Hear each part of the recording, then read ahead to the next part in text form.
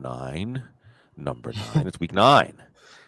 Turn me on, Bedman. We're going to turn you on at footballguys.com. Chris Allen joining me, as always, on, at least in New Orleans, a beautiful fall morning. And let's get right into it because we've got 6 teams on bye. It's going to get tighter, Chris. We're going to have a lot of, is none of the above an option? But thanks again, everybody who comes out here before we start. That's just awesome. All right, let's start with Andrew Goodman. 0.5 PPR. Dante Foreman, Chris Olave, Dion Jackson. We're going to have a lot of Dion. There's going to be a lot of Dion. Let me just prepare you, Chris. A lot of Dion Jackson questions this week.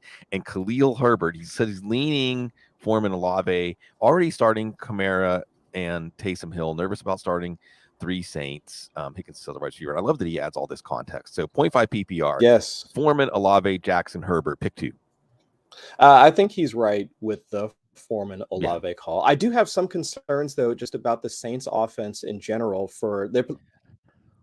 Did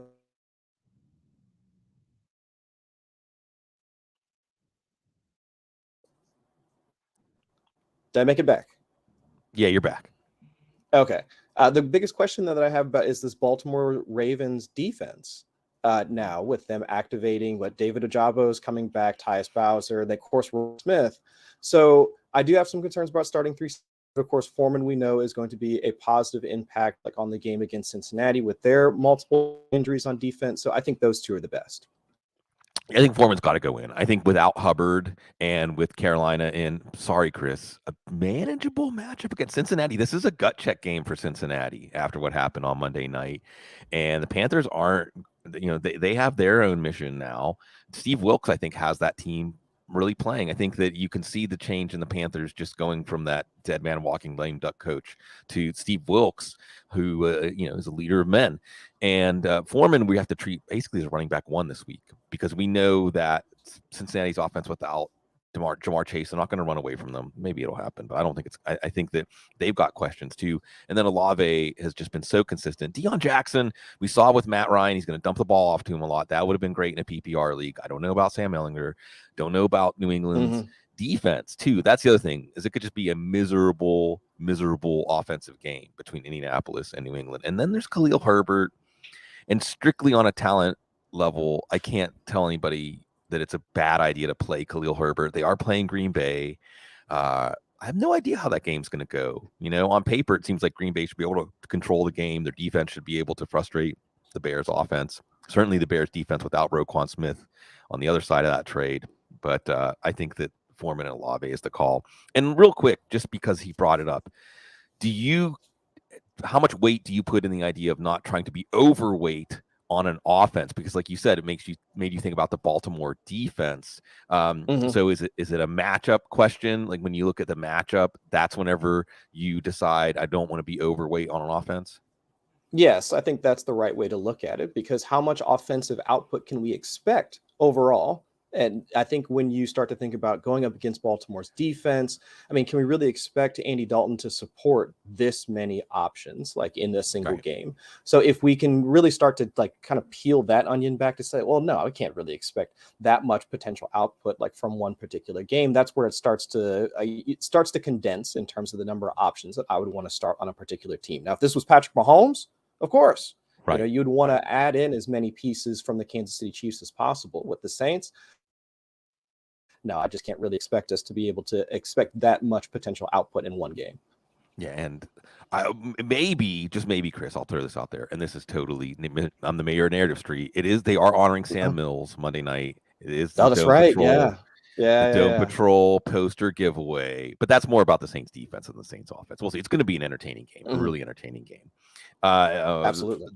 Matthew Mans. Morning, fellas. Morning, Matthew. 0.5 PPR need 1. We're going to get a lot of questions about this guy, too. DeAndre Swift. All the reports saying workload's going to be limited. Jamal Williams, who maybe is a beneficiary of that, but again, going up against the Packers. And activated. It's a beautiful morning to have Cordarrelle Patterson. I lean more towards Cordarrelle Patterson in this matchup. Coming off of injury, I know that's always going to be the scary part, but we do know that so far, like, this is a team that wants to lean into like the running game right now. I mean, they've been Yeah. bottom 5, bottom 6 in pass rate over expectation for the past few weeks, and we know that the Chargers can be beat on the ground.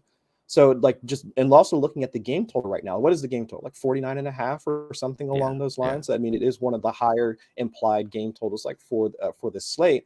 So if we're looking for a matchup on a team that we know is going to want to run the ball, Cordarrelle Patterson, like, he comes into a backfield that hasn't really been super productive, I would say. Like, we like what Tyler Algier has shown as a rookie. Caleb Huntley has shown some juice, but neither have really taken over that hybrid pass catching role, like out of the backfield, that Cordarrelle Patterson had. We haven't seen them running a ton of routes, haven't seen them catching a ton of passes. Cordarrelle Patterson still has that role. Walking back into this offense here in week 9, I do think that he has enough, as long as the explosiveness is back, as long as it doesn't re-aggravate any sort of injuries. We do at least know the volume should be there for him to be both a runner out of the backfield and a pass catcher, which we do know, at least in like a small volume sense, like, is useful for fantasy purposes.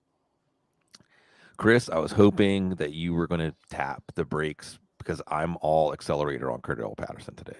So if you're not tapping the brakes, well, look, it's the Chargers. No. The other thing is it's the Chargers. You can count on the sun coming up in the east and the sky being blue, and the Chargers can't stop the run. I mean, that's just it's just until it's proven otherwise. That's a fantasy football truism. And here you have the Atlanta Falcons. Their running game is a well-oiled machine, even though it hasn't been super productive. They've got so many reps, and it's so much of their identity. I think this is going to be an interesting game for the Chargers. Another gut check team coming out of the bye. Will Gray, hope all's well. Hope all's well too with you, sir. Start to Jamal Williams, Camille Herbert, Cordarrelle Patterson, and now we bring in a new name, Eno Benjamin. Now we know one of them is going to be Cordarrelle Patterson. So really, this question is Williams, Herbert, or Benjamin, with James Conner likely to play. So maybe that puts a line through him. How do we answer this question for Will?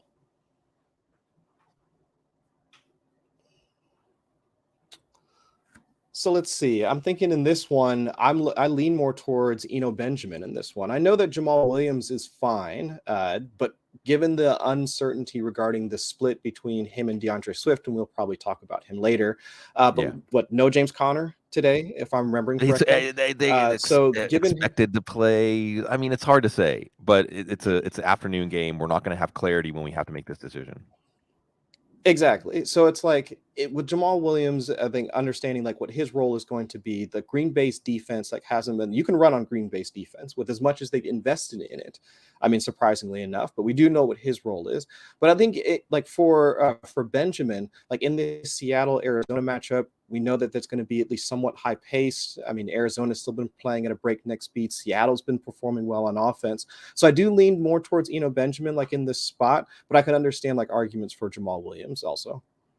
Yeah, there's not really an attractive option out of those three between Williams, Herbert, and Benjamin. The only reason I'm a little bit hesitant on Benjamin is the last time Seattle and Arizona played was just 3 weeks ago. It was 19-9. It was another miserable offensive game. Now maybe DeAndre Hopkins changes that, frees this up a little bit. Jamal Williams, you want that rushing touchdown. Khalil Herbert, you want him to have the hot hand.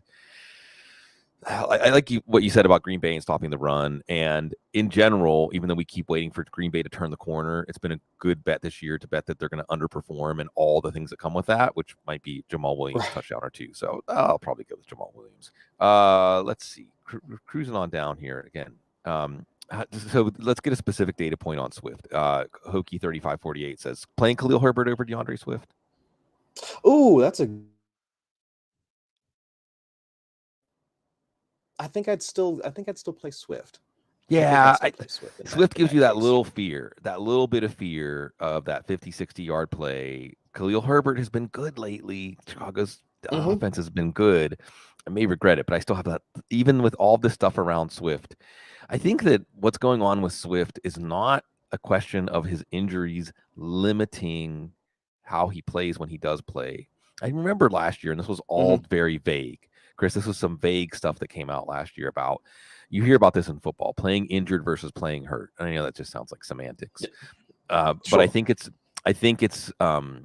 has to do with players and their own willingness to play and the coach's assessment of whether they can play. There's a story that I would tell about a very prominent player, Chris, that I'm not going to mention because the best stuff you can't mention specifically, who almost got cut in his second year because he was sitting out in training camp with an injury that the coaches thought he could practice with. So I think there's something like that going on with Swift, but it doesn't make me doubt his ability. So I would go Swift over Herbert. The other thing that's a little bit disturbing about playing Herbert is that he was in like 23 snaps last week, touched the ball on 16 of them. It was a blowout game script. I mean, how does that go? I don't know. How do we feel about Leonard Fournette? How do we feel about Leonard Fournette for David Wynn? Leonard Fournette or Dion Jackson in a PPR? So I think Leonard Fournette's only saving grace at this point is the fact that he is the preferred running back in terms of passing down work. I mean, so in a PPR league, David put down here is that, so if we're expecting Fournette to still be like the pass catching option for Tom Brady, that's where he can make his bones. He could be, I don't know, like 7 for 30 on the ground, but then be, 6 for 30 as a receiver. And he can wind up still getting you like 10 to 13 points, like somewhere in there. So I think that's where you can expect him to at least be viable for fantasy. But still like a low end RB2. Other than that, can't really expect a ceiling performance like against the Rams. So I would say like in a PPR setting, I think I would still go for Fournette just because of that. Because otherwise, his efficiency has been just completely eroded, like as the offensive line injuries have piled up for Tampa Bay. He is back into the league in terms of success rate, EPA per rush. Every single metric you can look up for a running back, like that's where you'll find Leonard Fournette like towards the back end of that list. But from a PPR standpoint, I think Fournette's probably the better option. Yeah, you got to play this one straight up and go with Fournette. Although it is interesting seeing the fascination with Dion Jackson. We'll see how much of that was Matt Ryan throwing the ball 58 times and him having 10 receptions, and how much of that is that there's maybe something there. Kind of like how when Dante Foreman came in after Christian McCaffrey was traded, that maybe an injured Jonathan Taylor wasn't getting. With Fournette, I'll add this. We're waiting, because we all see that I think Rachaad White, especially in space, has more to add to the touches than Fournette. If the Tampa sees that, Tampa's offense, which has been underperforming, if that's one of the changes that Byron Leftwich decides to make. That being said, this Rams-Bucks game coming up this afternoon, I think it's been one of those boxing matches where the refs constantly saying, punch it out, come on, stop clenching, throw some punches, do something, these offenses. Tony 42K, Chris. We have another data point. Oh, we're going to get Chris back. So I'm going to go ahead and go solo while we wait for Chris. Tony 42K asks, Antonio Gibson or Cordarrelle Patterson? The big news on Antonio Gibson this week is that J.D. McKissick, now I'm looking at my hat, J.D. McKissick is out with a neck issue, and it may well be that we don't see McKissick again this year. So Gibson's value takes a big leap.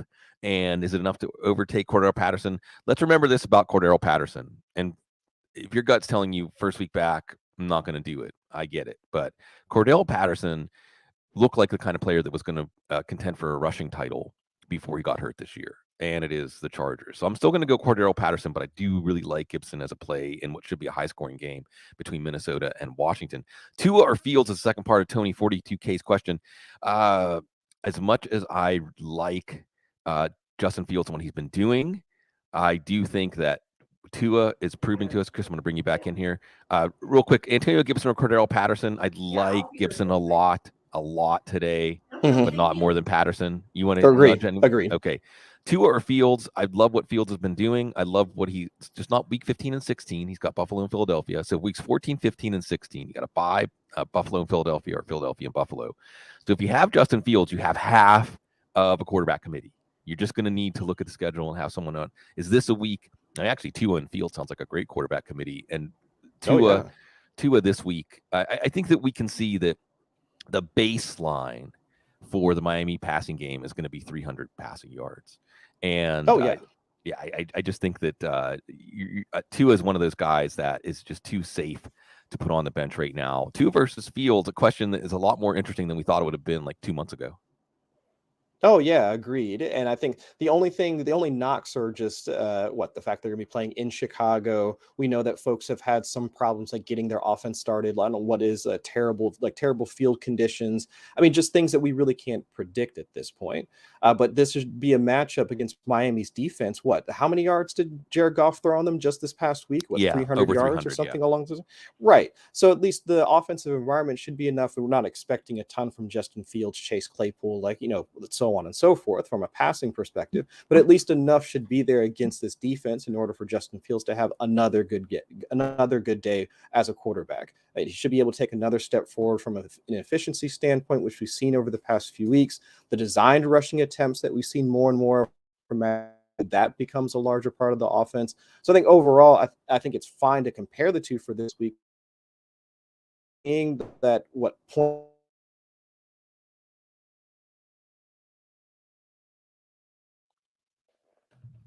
It looks like Chris has got some of the New Orleans like internet between the two. itis. All right, we're back. So you cut out for a second there, Chris. Tua or Fields is close. Final call for Tony 42K. Tua. Yeah, Tua. I agree with Tua. And and remember, Chicago just traded away their best coverage linebacker. Could be a big week for Mike Gesicki. Michael Vidala.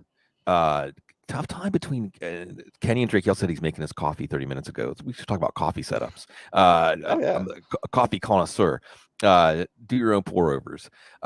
Kenyon Drake or Romeo Dobbs. And I understand if you want to do conditional with Dobbs, whether Lazard is active or inactive because he's a game time decision. That's it. Yep.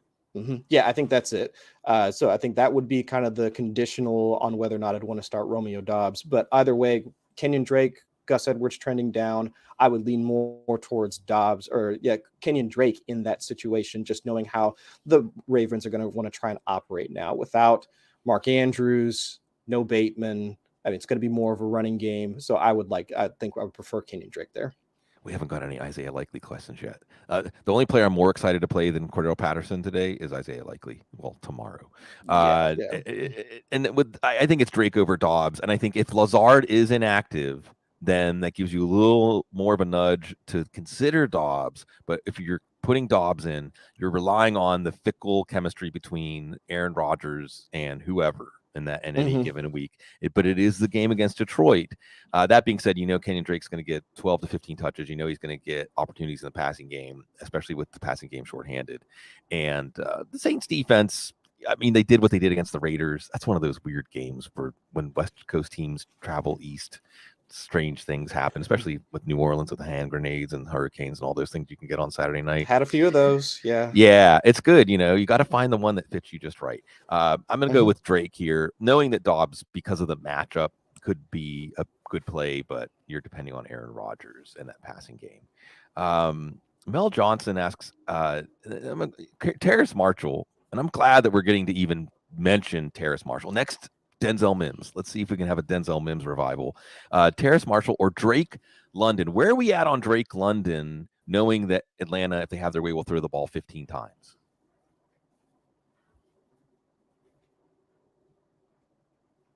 London or Marshall, Chris?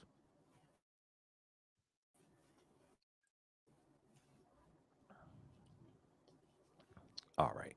I'm going to go ahead and answer this one while I'm waiting for Chris. Chris, are you with us?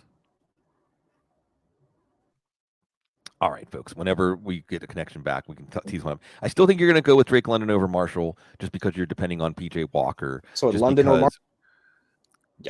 Yeah, go ahead. You back with us, London or Marshall? Yeah, I do lean more towards London. I understand the Marshall hype. I mean, more routes, more opportunity, especially against Cincinnati's banged up defense. So I understand the hype, but I still lean more towards London. I do think he has a decent matchup today against the Chargers. So again, 6 teams on bye, Chris. You can tell when you get to questions like, and this is no slight, I think we're going to actually highlight a player here. Adam P. asked Khalif Raymond, Hunter Renfrow, or Marvin Jones. Good morning. Good morning to you, Adam. Tyson Bowers asked Khalif Raymond or Mac Hollins. So it's Khalif Raymond's the man of the hour here. I'm cheating and kind of giving away. I don't want to lead the witness here, Chris. When I say, is there any reason to play Hunter Renfrow, Marvin Jones, or Mac Hollins over Khalif Raymond this week? No, I can't think of any at this point. Yeah, I think that's the key. Is you have Jared Goff slinging it now. You have the Packers defense underperforming games in Detroit. Those Detroit games have been high scoring games. Khalif Raymond is a good player, and Josh Reynolds is out. Okay. Oh, we have a question here with Isaiah. Even better, Chris. Not just an Isaiah Likely question, but do you flex Isaiah Likely this week? Oh, okay. Like unthinkable that you would flex a tight end. Do you flex in standard scoring? So we're looking for touchdowns here. Grant Herbert asks Adam Thielen, Tyler Boyd. So these are 3 slot receivers basically. Don't think of it as wide receivers and tight ends. Adam Thielen, Right, Tyler Boyd, or Isaiah Likely.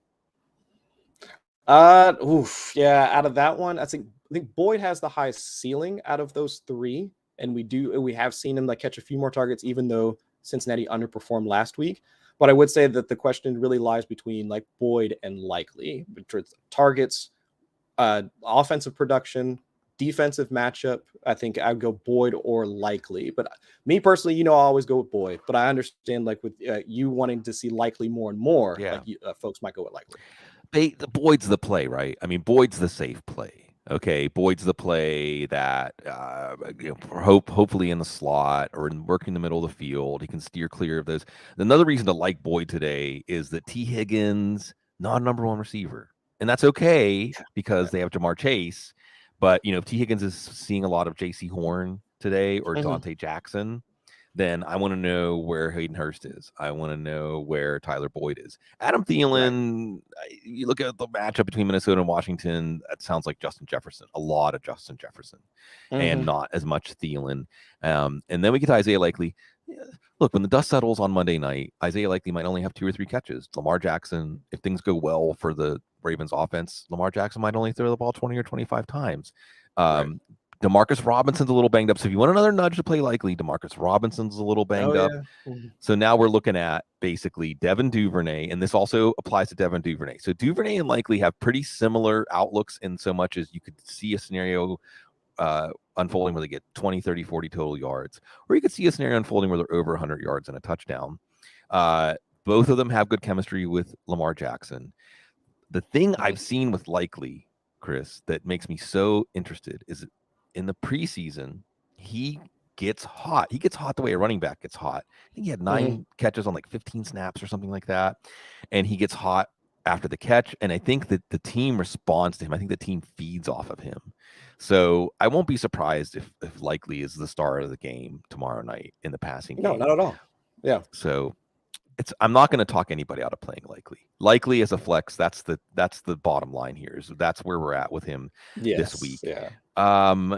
Zach from Buffalo says Ertz or Likely. Non-PPR touchdown dependent scoring system. Ertz playing Seattle again, Likely tomorrow night at New Orleans. So I'd lean more towards Likely here. Yeah. I mean, we've seen more from like DeAndre Hopkins, like Rondale Moore. I mean, Benjamin getting into the mix. And if James Conner's back, that's another option for Kyler Murray. So no, I lean more towards Likely there. Yeah, we've just seen with Hopkins out there, that's going to be the main man. Ertz might catch a touchdown, but Likely could have, again, a true breakout game if it wasn't last Thursday night.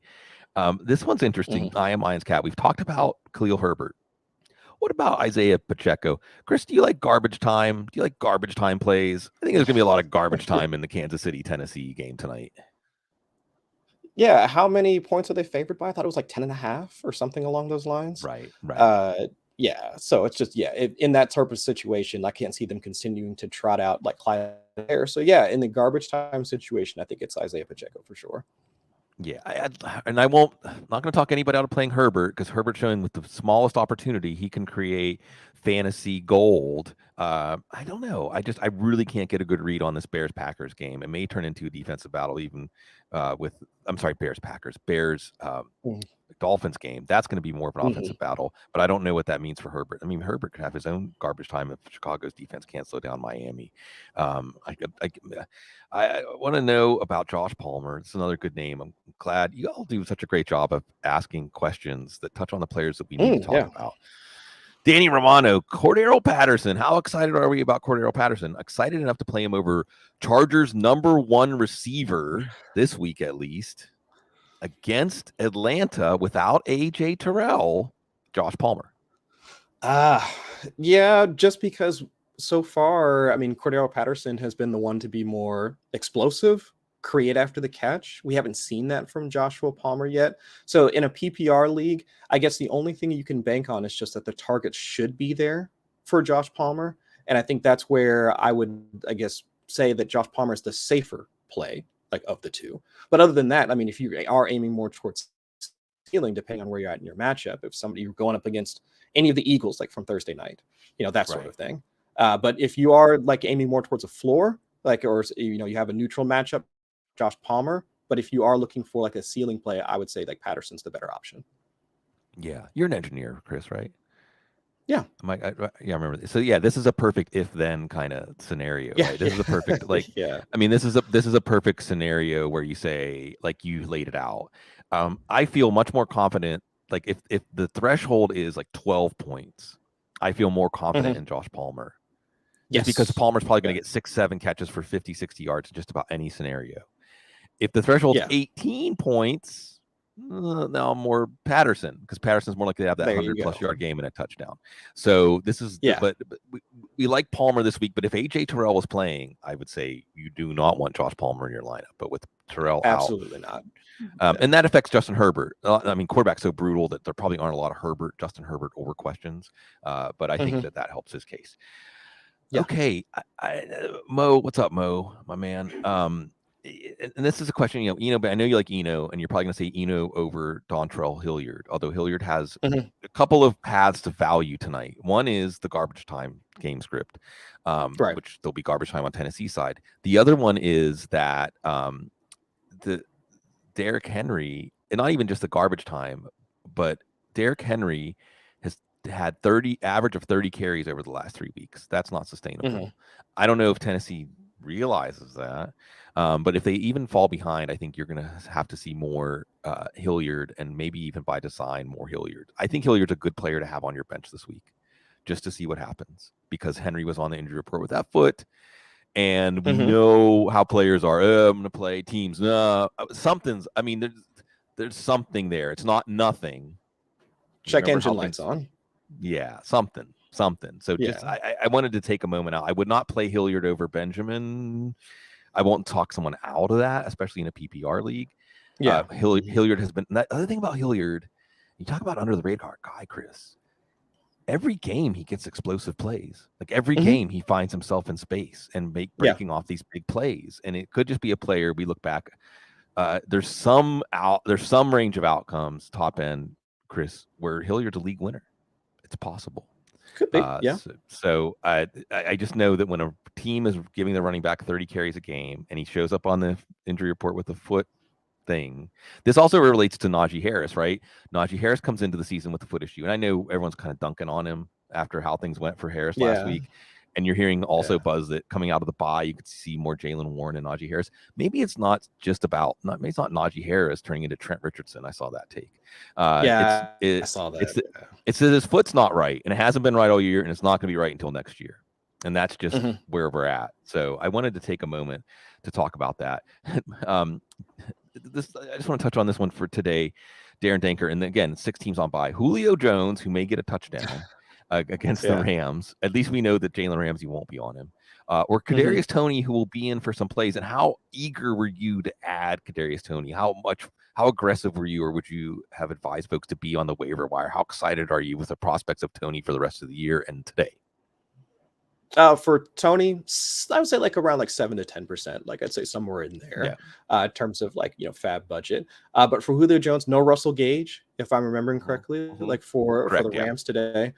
So I do think that there's at least a better chance for him to be out there. But like we were talking earlier, for Toney, I mean, are the Chiefs going to need him like in this game? If they're already 10.5-point favorites, we're talking about Isaiah Pacheco, like in garbage time. I mean, what's really the floor for touches in this type of game? It could just be a, Travis Kelce 2 TD game with sprinkle some juju in there, like, for 6, 7, 8 catches. And then they just get out of there like afterwards. And they're up by 2, 3 scores, like by the start of the fourth quarter. That's sort of the scenario.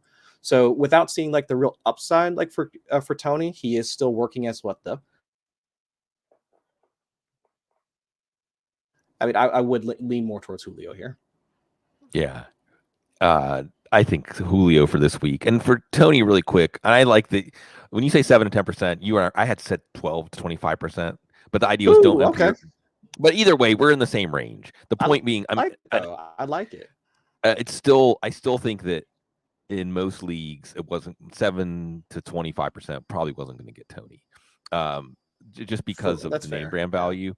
I mean, I Mhm. think the Tony trade was for two things: a long-term trade for next year and beyond to try to get Mhm. and harvest what he has.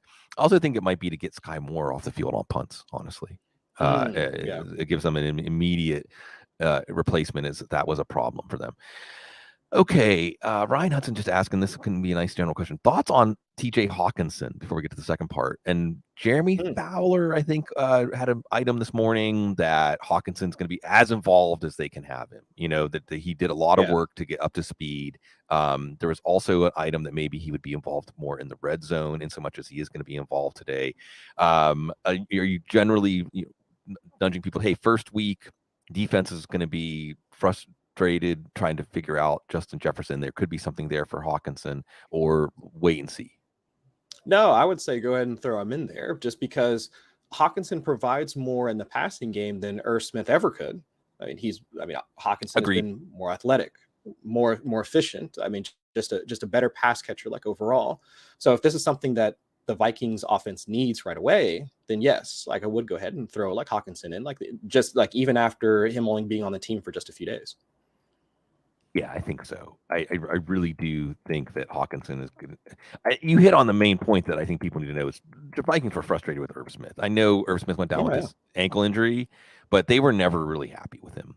And Hockenson Mhm. might show that if they just had someone who was executing as directed in the passing game, that there was more Mhm. there from the tight end position. Curtis Samuel or Tyler Boyd. And I just want to say before I kick it over to you on this one, when Mhm. Jamar Chase went down, and shame on me for being too optimistic about your Bengals, Chris, because Yeah. I thought this is a resilient offense, an offense that can evolve, an offense that has already been through some rough spots in different personnel groups. But last week the Browns showed no, this offense can be hemmed in. I would have thought Tyler Boyd was Mhm. an every week automatic start going forward. I'm revising that, but how far down with Curtis Samuel facing Minnesota today? Who you going with? I would honestly say I still think that Tyler Boyd is the better option of the two, just because like over the last like few weeks,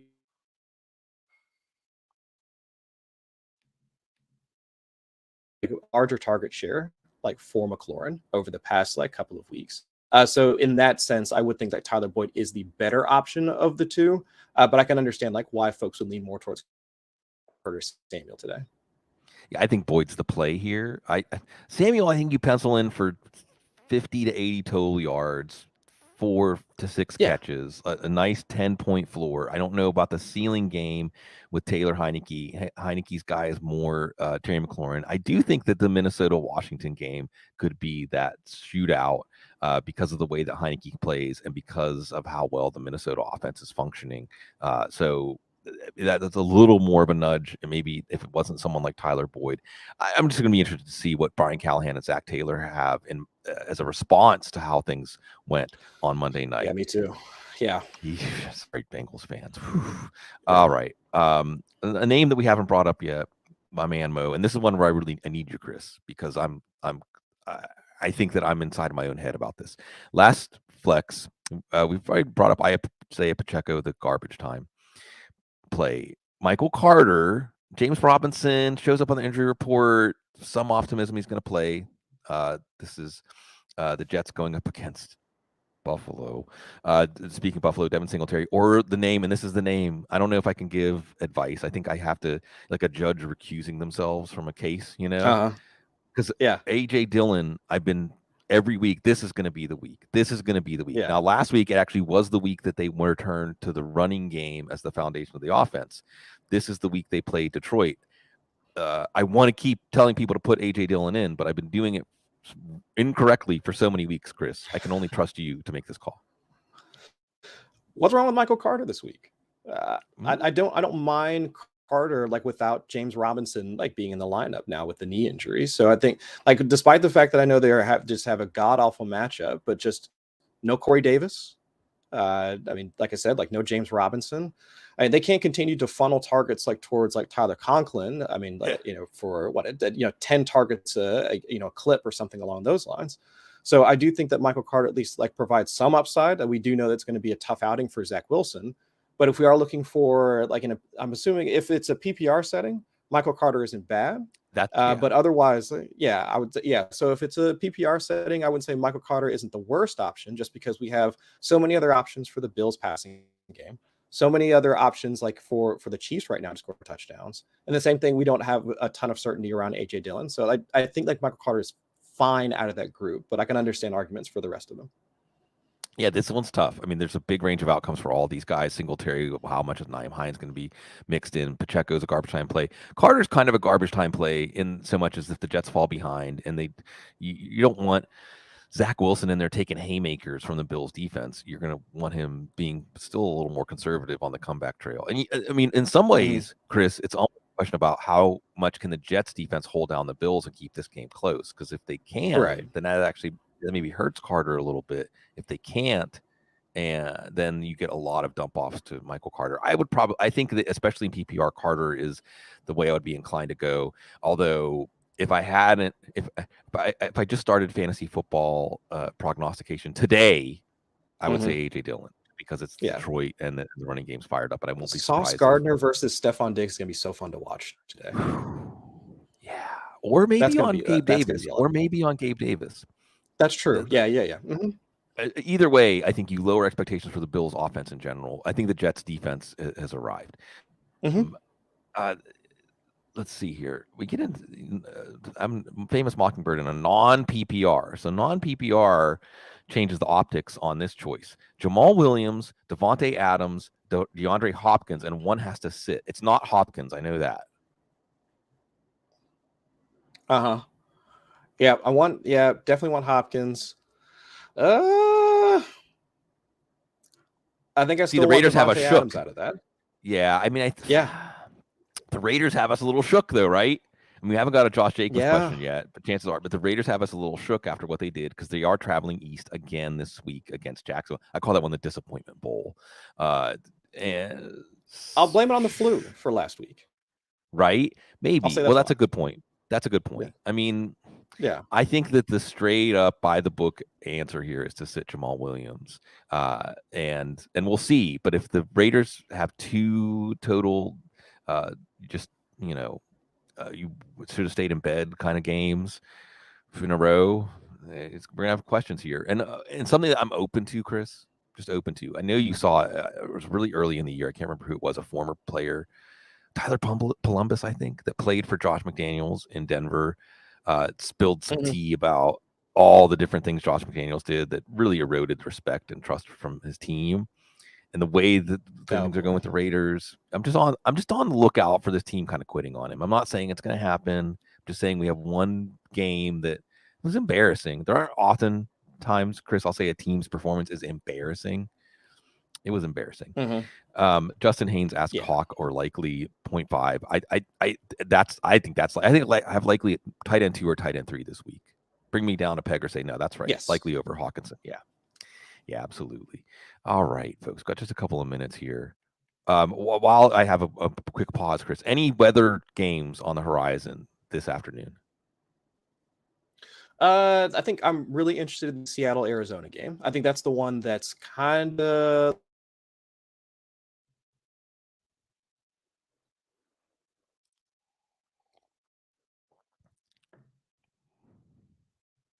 We may have lost Chris for a second here, folks. We'll come back in.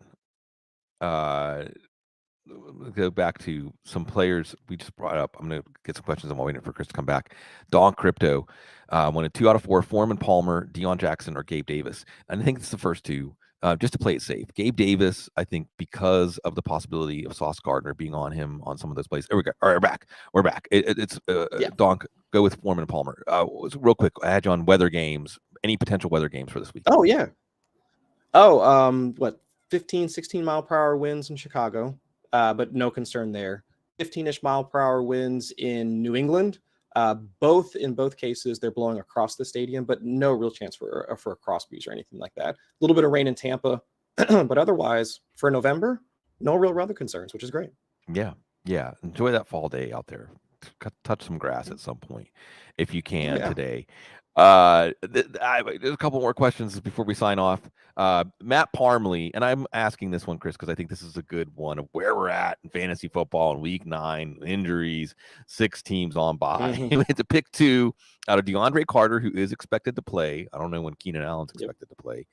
Brought Big Bob Tunyon in Detroit and Foster Moreau in place of Darren Waller, who we learned that actually the Packers are trying to get Waller to replace Big Bob. So Carter, Tunyon, Moreau, one of them sits. Carter sits for me. I mean, it's like kind of odd to say that it'd be a 2 tight end week, but out of those 2, I mean, what's the projectable targets for DeAndre Carter? I know we can't expect who they call up, Keelan Doss, from the practice squad or something. For the Chargers. So they are trying to fill in as many, bring in as many bodies as possible to fill the Keenan Allen and Mike Williams void. But if I'm looking for at least a floor for targets, it would be like Tunyon and Moreau.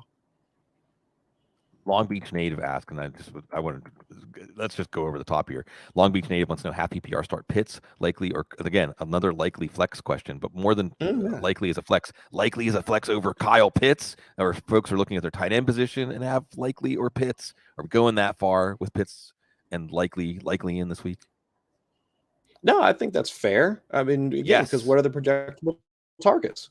Like, where are the projectable targets? We saw it for 1 week last week. But outside of that, like we also saw likely have the higher ceiling out of the 2 in the same week. So no, I think likely's fine in that spot. I think so too. This is just one of those ones where my optimism blinds me a little bit. Is there anybody else here as we got past everybody who, and again, and for everybody who does show up and ask questions after we start, I hope that the answers we give and the reasoning we're giving gives you some guidance. It's just the turnout is so good. And also remember, all my projections are up at Football Guys to help you. I try to answer some questions on Twitter leading up to game time. And we've got great content by Chris and everybody else at Football Guys to help guide you. And it's really, really wonderful to serve y'all.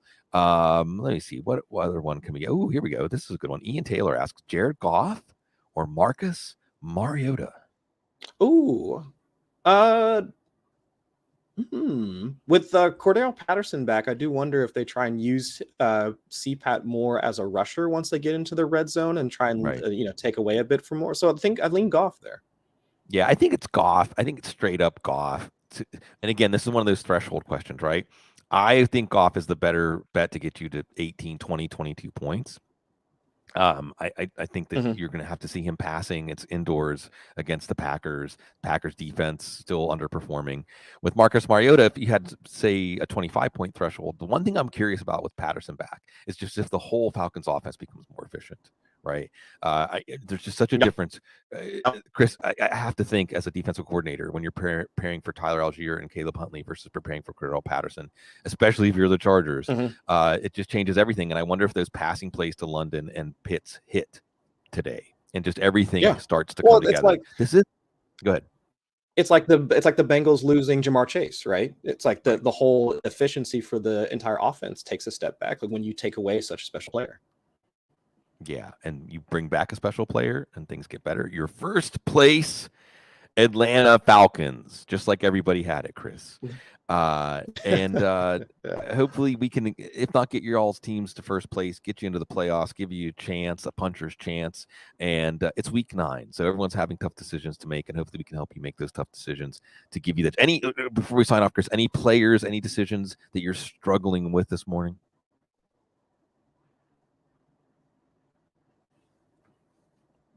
Oh, you broke up. Sorry, Chris. Any players or decisions you're struggling with this morning? The Cincinnati guys, for the most part. And also, what are your thoughts on Donta Foreman, for this week? Because I know I've seen some chatter about, just while he played well this week, no Hubbard. And I know the injuries are there, for Cincinnati's defense. Are you as bullish on him this week as you were last week? I am, and here's the reasons. One, I think that the Bengals defense is weary. They just played on Monday night. How many carries did Chubb and Hunt have between them? 30 plus? 30 or 31. So they're tired.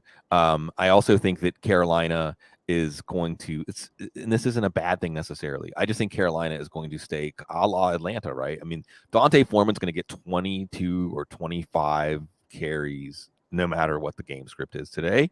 And I think that the nature of a runner like Foreman, especially against a tired defense, is anyone, they were comparing him to Derrick Henry. And they were saying as the game was going on last week, like that they thought that was absurd whenever someone in the Panthers organization said he's kind of like Derrick Henry. But what he does have that Derrick Henry has is, I like think of like a video game with those power bars, where as the game goes on, the players get more and more tired. And tackling someone like Dante Foreman in the fourth quarter is different than tackling him in the first quarter, as long as the Bengals don't run away and turn this into a blowout. And last point here, and keep this in mind as we're going to have more running back injuries, folks, and backup running backs are going to get elevated. And those backup running backs have fresh legs. Those backup running backs have not been getting punished for 2+ months like the defenses have, like the other running backs have. I think that's part of what we're seeing going on with Foreman. And it's part of the reason I really like Cordarrelle Patterson. I think you're going to see Cordarrelle Patterson come in fresh. Yes. And we come in fresh every Sunday morning for you folks because we love you. We love serving you. We love serving the football guys audience, the fantasy football audience. Y'all are the best. Go out there and get some wins today because you're so classy.